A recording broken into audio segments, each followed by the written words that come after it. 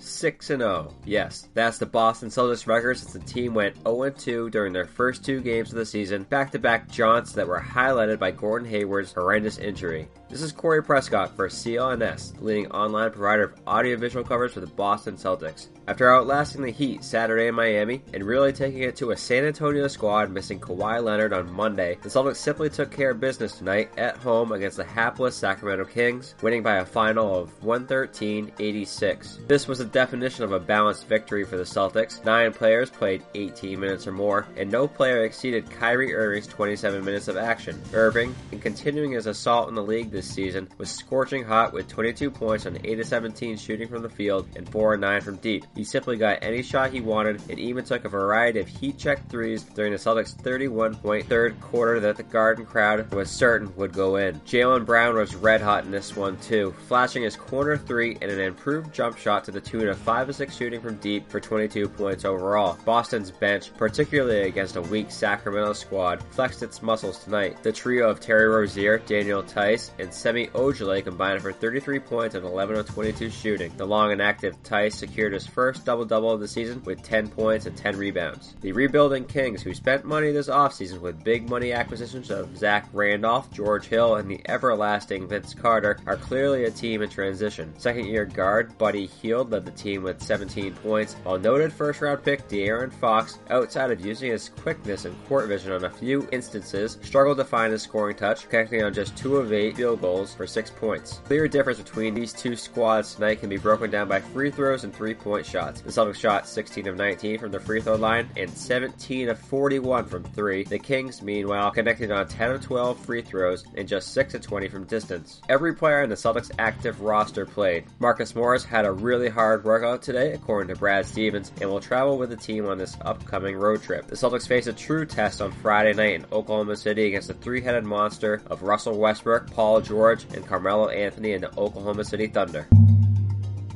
Although he's not on the court at the moment with his teammates, Gordon Hayward is slated to have a big day tomorrow. Hayward will not only be available to the media at 10 a.m. at the Celtics practice facility, his interview with NBC's Matt Lauer, taped earlier this week, is slated to air on Thursday's Today Show. In a blog post posted to his personal blog as well as his Facebook page, Hayward detailed that he won't be back this season. Said Hayward in his post, quote, "The Celtics organization has been just over the top in every aspect. They know I will not be back on the court at all this season, but they have been making sure I have every resource I need and are making me feel like I am a part of the team." End quote. Hayward went on to describe the initial shock of seeing his foot pointed in the wrong direction, how Cavaliers team physician Dr. James Rosnick relocated his dislocated ankle on the court, how Isaiah Thomas checked on him in the training room, and how he feared about his long-term prognosis. The 7-year vet out of Butler also detailed something you don't typically think about when teams have an injured player on their hands: the difficulty in simply getting Hayward onto the plane back to Boston. Wrote Hayward, quote, "They needed 4 people to carry me, and Coach Stevens was one of those 4 people. There were probably 25 other people there that all wanted to help, but he wanted to make sure he was one of the people to do it. I mean, that's just the person he is." End quote. While doctors were concerned about a spot of cartilage in his imaging, they found no additional concerns during surgery. All in all, Hayward's gruesome injury was about as clean as it could be. Stevens said Hayward had visited the team at its facility and recently removed his hard cast in favor of a walking boot. The Celtics coach also mentioned how Hayward is doing all he can to remain active while he recovers, which includes spending some time assisting the Celtics coaching staff. Tune into your one-stop shop for all things Boston Celtics tomorrow, as CLNS Media will be live from the Celtics practice facility in Waltham, Massachusetts for Hayward's 10 a.m. press conference.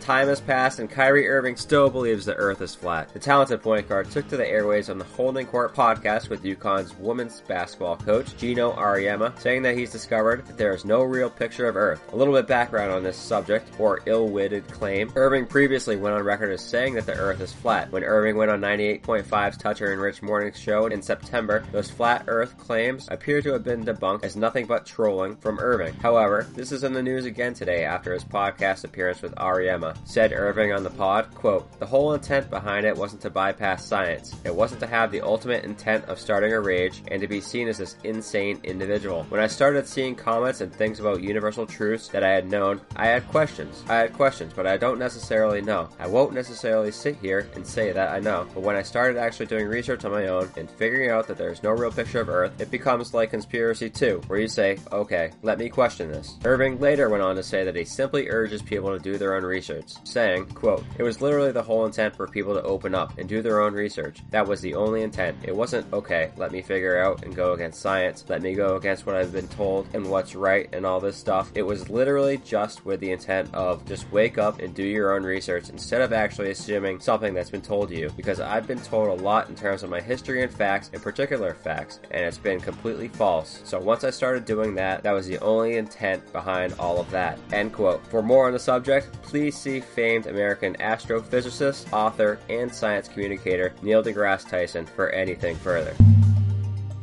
Today's episode of the Celtics Newsfeed is sponsored by Greats, makers of the all-time greats. Classic, stylish, and comfortable sneakers sold at a great price. Visit Greats.com to check out their variety of men's and women's styles, from the Royale lace-ups to the Worcester slip-ons. There are shoes for any style or occasion, and we've got a special deal for our audience. Save 15% on your first order with our offer code Celtics Roundtable. Go to Greats.com, that's GREATS.com, and be sure to enter Celtics Roundtable to save 15% at checkout. Greats offers a no-risk return and exchange policy to guarantee that you get the right fit and the style you love. That's Greats.com and use our code Celtics Roundtable and save 15%. To stay up to speed on the 17-time world champions, follow CLNS on Twitter at CLNS Media. Be sure to subscribe to the Celtics Newsfeed both on iTunes and Stitcher, as well as the CLNS mobile podcast app. This has been Corey Prescott for Celtics Newsfeed.